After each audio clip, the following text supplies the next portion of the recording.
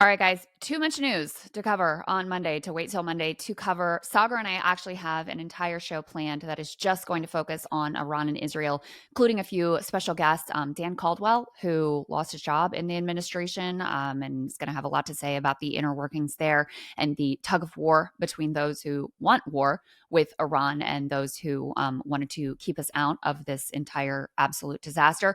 Dave Smith also going to join us, so make sure to stay tuned for that. In the meantime, a couple of huge stories that we just could not wait on. Emily's going to join me in a little while. We're going to talk about the massive protests that unfolded across the country on for the No Kings protests. 4 to 6 million people estimate, so quite extraordinary. This happened on the same day as Trump's military parade, so we've got images of all of those things that we can show you. But I wanted to go ahead and break down for you a horrific story that unfolded in the state of Minnesota. So 2 Minnesota lawmakers, one in the state house, one in the Senate, both of them Democrats, were targeted and shot in what Governor Walz is describing as politically motivated assassination. One of those lawmakers and his spouse have survived, though they are in serious condition, and the other one and her spouse were both killed. So let's go ahead and I can show you here a little bit of what Governor Walz had to say in announcing this horrific, again, what he describes as politically motivated assassination. We're here today because an unspeakable tragedy has unfolded in Minnesota. My good friend and colleague, Speaker Melissa and her husband, Mark, were shot and killed early this morning in what appears to be a politically motivated assassination. Our state lost a great leader, and I lost the dearest of friends. Speaker Hortman was someone who served the people of Minnesota with grace, compassion, humor, and a sense of service. She was a formidable public servant, a fixture and a giant in Minnesota. She woke up every day determined to make this state a better place. She is irreplaceable, and we've been missed by so many.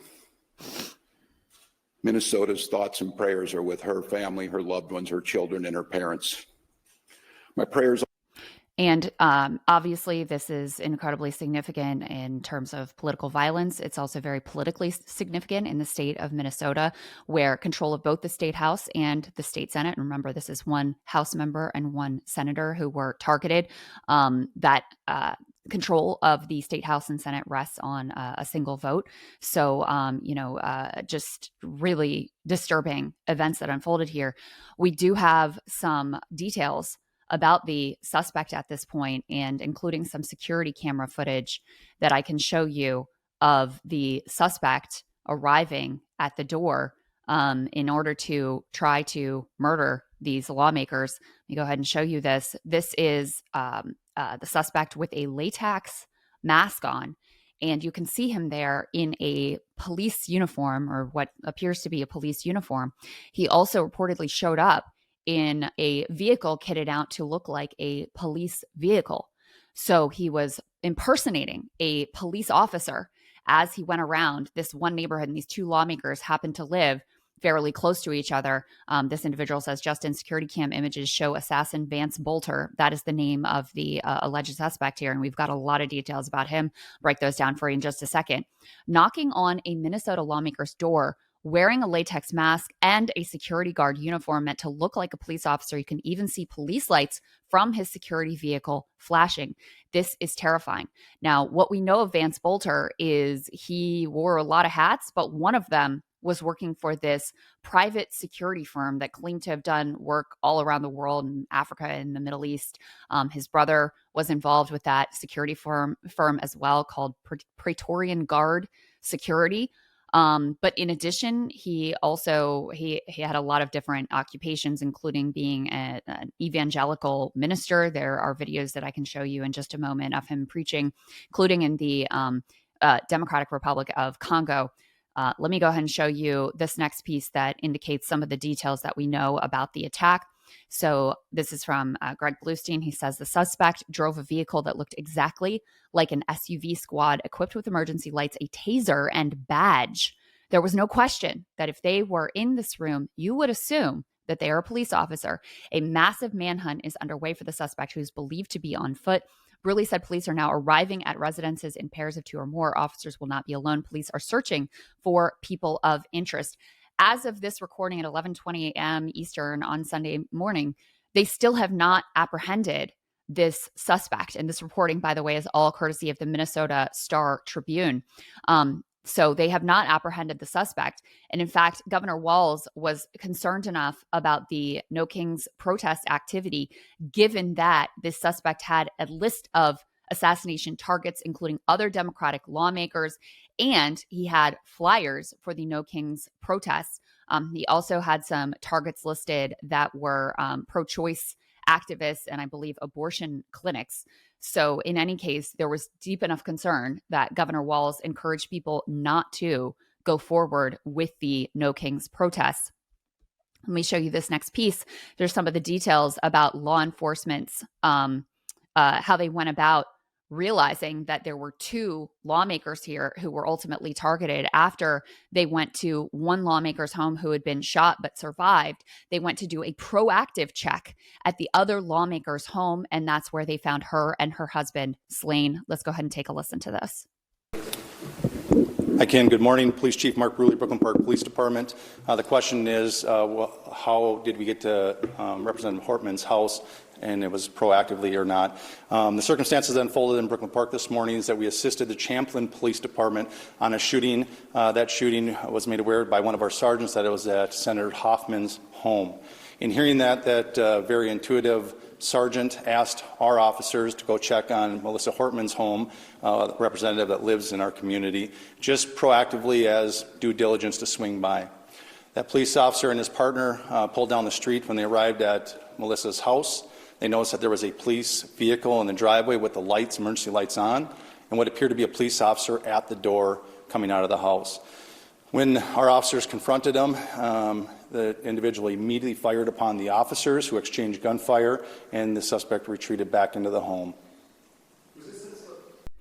So you hear there that they had already responded to this call with State Senator John Hoffman, and one of the cops that was there, I mean, it's quite intelligent thinking, said, you know what, we better go check on this other lawmaker who also lives in the area.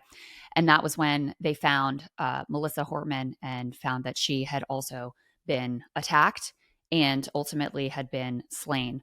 Let me go ahead and show you some of the additional details here just to go through absolutely everything we know. So according to Minnesota police, they say the shooter had a manifesto in his car that named the two lawmakers as well as others.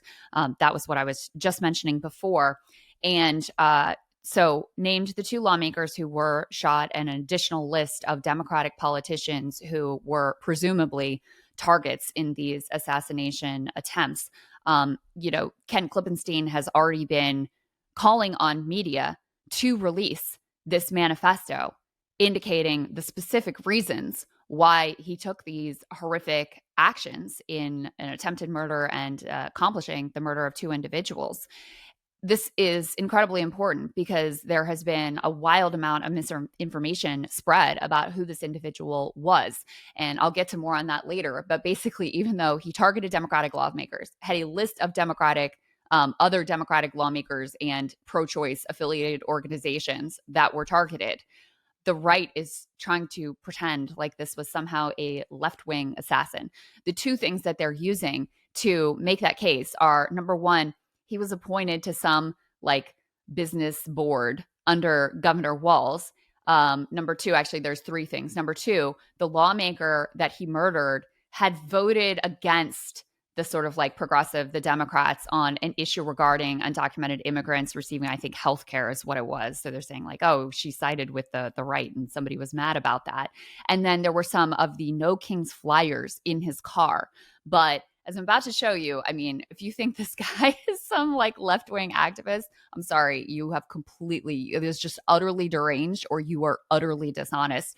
In addition to having this private security firm and a variety of other jobs, he's a registered Republican, and here he is preaching, evangelical, he was being an evangelical minister around the world and spreading the gospel in DRC. Let's go ahead and take a listen to this. On this earth, il n'y a rien Combien d'entre ici sur terre, all the riches of this toutes les world richesses de ce monde can fill a heart? ne peuvent pas remplir nos cœurs? Because you were made by God. Parce que tu as été créé par Dieu. You were made for God. Tu as été créé pour Dieu. Even in the heavens above, Même dans le ciel where là-haut, all the angels roam. tous les anges là au ciel. Some say Satan was over the head of worship. So there you go, preaching in the Democratic Republic of Congo about transgender issues being aggressively anti-LGBT. If that's not enough for you, here the local reporters interviewed one of his best friends and his roommate. You can take a listen to, he's reading this. This is actually extraordinary, reading this text that he received from, the guy's name is Vance, before he committed these heinous acts. Let's go ahead and take a listen to this. Dead shortly. So I just want to let you know I love you guys both, and I wish it hadn't gone this way. I don't want to say anything more and implicate you in any way, because you guys don't know anything about this. But I love you guys, and I'm sorry for all the trouble this has caused. He was a loving, caring guy, loved his family, loved his friends, and loved God. And I don't know why he did what he did. It's not Vance. No one will believe this. No one that grew up. He had lots of friends, trust me. I wish I could have been there to stop him. So there you go. That is some information from someone who knew him well. Here is another local news report. Let me go ahead. Give me a second. Let me pull this one up of a reporter who interviewed someone who said, yeah, he was a big Trump supporter. That's who he was ultimately. And hold on, where is this one? Let me find it. Too many tabs open here, guys. Too many things. In any case, the local news interviewed one of his friends who said, yeah, he was a Trump supporter. He voted for Trump. He was not upset about what was going on with the Trump administration. Here we go. We even asked about Mr. Bolter's political affiliations, and David Carlson, once again, his roommate and best friend, known him since fourth grade, did say Bolter voted for Trump and that he was a strong supporter.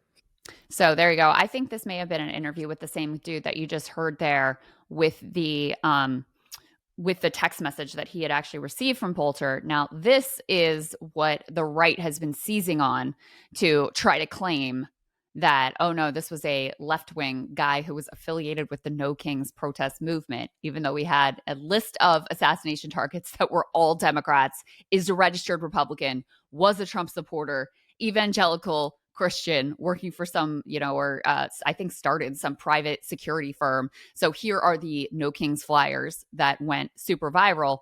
And here is some of the deranged commentary from the right. You have Mike Cernovich here saying, did Tim Walz activate an assassin against a political rival who voted against his plan to give illegal immigrants free healthcare?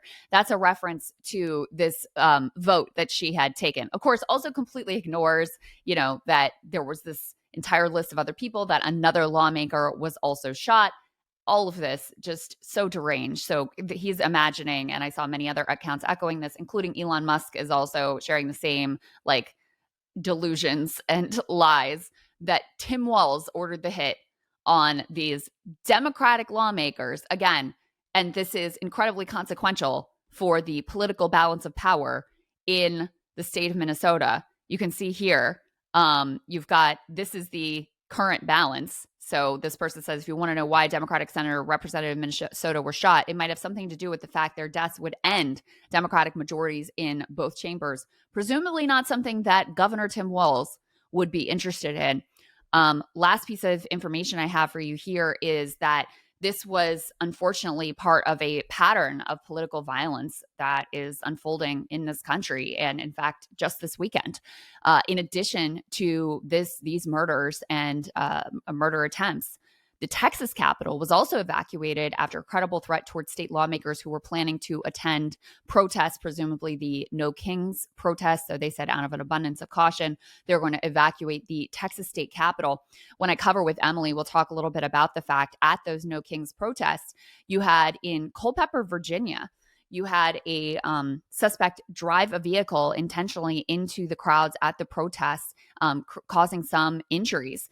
And in Salt Lake City, you had a gunman open fire, again, injuring some of the people who were there at the No Kings protests. So unfortunately, this is starting to become a normal part of American political culture in a way that should be absolutely horrifying to anyone for such a thing to be normalized. I saw someone saying on Twitter that in the same way it's like school shootings, used to be, if there was a school shooting, obviously people would be absolutely horrified. It would be massive news. Everyone would, this would, garner coverage for weeks and weeks. It would spark efforts to change the laws to try to improve the situation and stop these horrific shootings of innocent children in schools.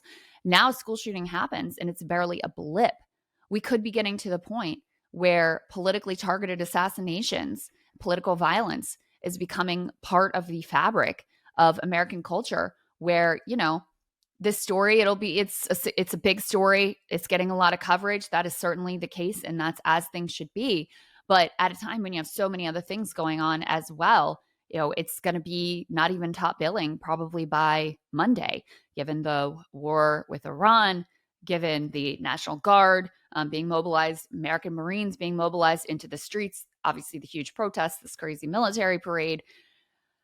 Wild times that we're living in here, guys. But that's everything we know. Just to sum up, one lawmaker killed, her spouse killed, another lawmaker shot and injured, his spouse also shot and injured. Manifesto needs to be released so we know the specifics here, so we can stop this misinformation that continues to be spread.